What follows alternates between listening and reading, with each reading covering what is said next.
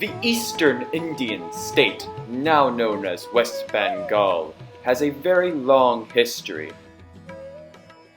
Since the early 200s, it has been conquered and ruled by various different empires.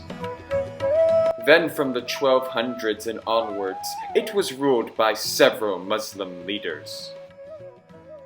This region was then annexed after the Battle of Plassey in 1757 by the East Indian Company.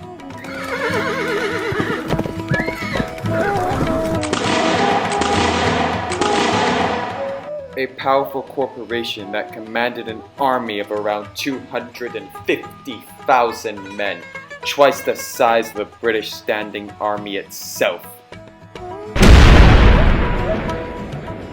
By 1858, the East Indian Company had lost control over Bengal. Instead, the British monarchy ruled over this region, along with the rest of India. Then upon gaining independence from the British in 1947, Bengal was split into the states of West Bengal and East Pakistan.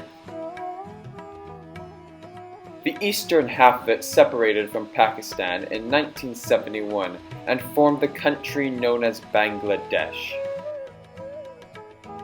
Meanwhile, West Bengal remained a part of India. Bengal is rich in resources, particularly agricultural ones, such as rice, the leading crop of the region, along with many others including sugarcane and oilseeds.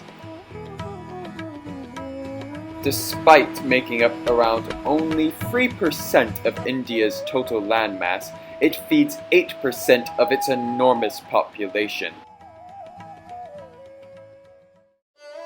Yet, in spite of the agrarian abundance in Bengal, it still suffered several different famines under British rule, with the first one beginning in 1770.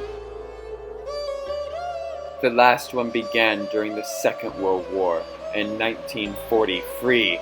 The death toll for most of these famines numbered in the millions. These troubled times tested the Bengalis' will and their faith.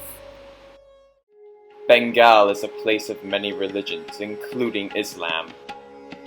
Nevertheless, the vast majority of its inhabitants are followers of Hinduism, a religion of many deities. These prayers are usually spoken in the main language, Bengali. However, many speak other languages including Hindi and English. These languages are also used to express themselves creatively, as the arts are very important to Bengal. It has a thriving music culture that consists of many different genres of Bengali folk music. Dance is also a staple of Bengali tradition, and as with music, there are many different forms to it.